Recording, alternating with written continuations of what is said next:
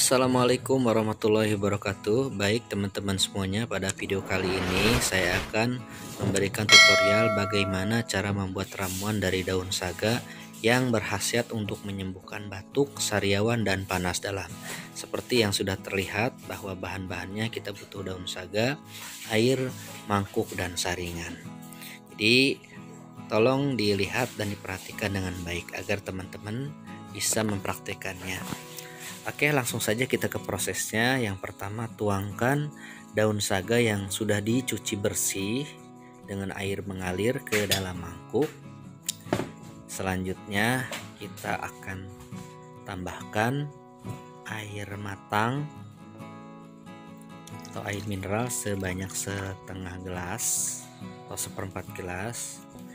Terus kita kucek-kucek sampai airnya berwarna hijau.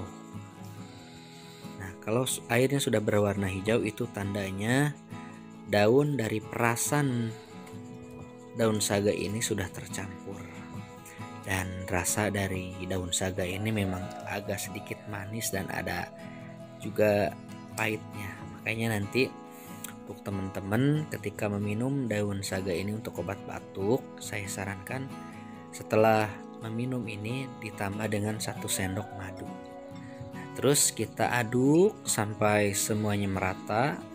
Kita peras daun saganya.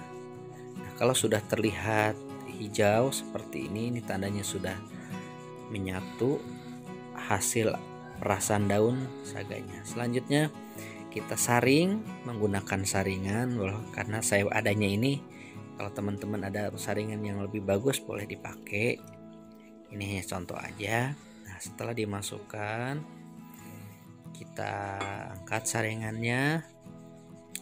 Terus kita peres. Ada lagi sisa sedikit. Nah, air perasan daun saganya siap diminum.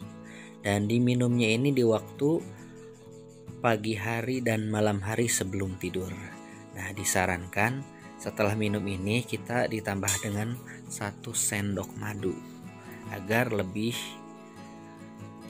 bermanfaat lagi, agar lebih maksimal hasilnya. Nah, ini bisa kita campur dengan madu murni. Ini yang saya pegang, madu murni.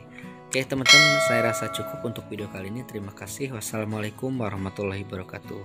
See you.